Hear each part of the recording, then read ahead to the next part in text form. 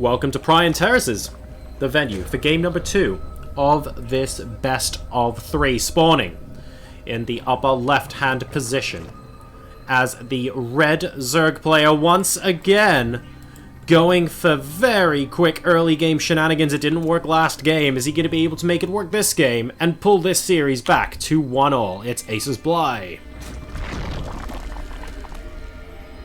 His opponent spawning in the bottom right-hand position again, going for the spawning pool first, potentially just countering this straight up. Is he going to be able to use the same build and win this series 2-0, representing Dignitas? It's Tefel. Bly being ultra-aggressive 2 games in a row. Now, this can pay off a surprisingly large amount of the time. You often get a lot of players who go, right, I've defended against your cheese now, I should just be fine, right? And it's not often you expect it 2 games in a row. So this isn't a silly move from Bly. Unfortunately, though, Tefel is just being very, very safe, and he's on a map with a gold base. What does that mean? It means that if he successfully defends against this, he's going to be able to gain an advantage even faster than he did in the previous game. Bly is not messing around as well. Instant speed, instant baneling nest. That looks kind of cool, like with the semi-invisible building construction there. I did not notice that previously. I think that's new. Super cool graphics there. Nice being able to see the terrain underneath. Oh, and I like how Bly is moving the Zerglings away from potential Overlord's line of sight there. Unfortunately, there's also a couple of Zerglings coming this way for Tefel, and it looks like these are going to meet. Spot some lings. I think he spots them. He had the opportunity to spot them. Yeah, he did, and he's moving back now. Will Bly spot the gold base? Bly does spot the gold base. So can he deny the gold base going down is the question. We have banelings already there, and speed is actually about to complete.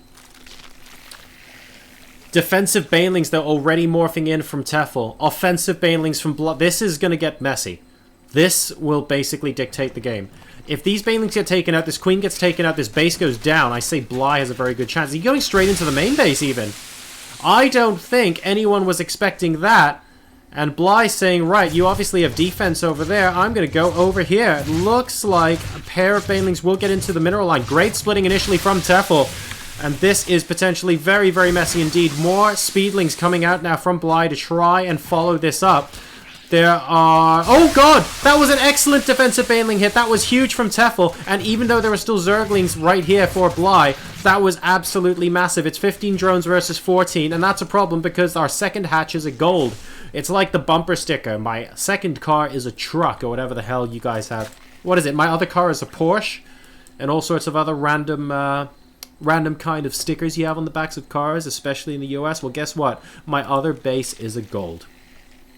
And that, unfortunately, for Bly, means he is on a timer. He has to win the game with this push. It's not looking likely at the moment. Yes, there are 2 banelings inside the base, but there's also a queen! There's now only 1 baneling inside the base. What are you gonna... Oh, God, that could have been so close! Taking a defensive baneling to 1 hit point with a group of 8 links is not something you tend to recommend every day. And unfortunately, this is looking pretty dire for Bly right now. Still continuing to stream units in. It's 32 versus 23. Miracles can happen. He can take out everything in the main base and really put the pressure on Tefel right now. He has no natural expansion. He has to do that to stay in this game. The queen now getting taken down. It looks like Bly is abandoning that idea. He wants more banelings here. But the defensive Zerglings are able to prevent the banelings from morphing in. There are 2 now. 1, and going down to 0 very shortly. But Tefel has so many Zerglings defending here. I don't know if it's going to be possible. That baneling, there's only 1 Zergling left offensively inside Tefel's base. And Bly is unfortunately thrashing about, but Tefel is starting to gain a very, very nice foothold in this game.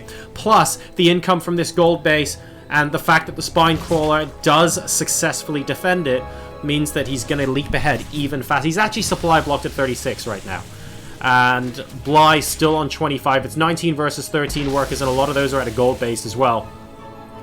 This is only going to get increasingly difficult for Bly. Evolution Chamber is going down inside the main base. I guess, you know, if at first you don't succeed and all that, but there's really not a lot he can do.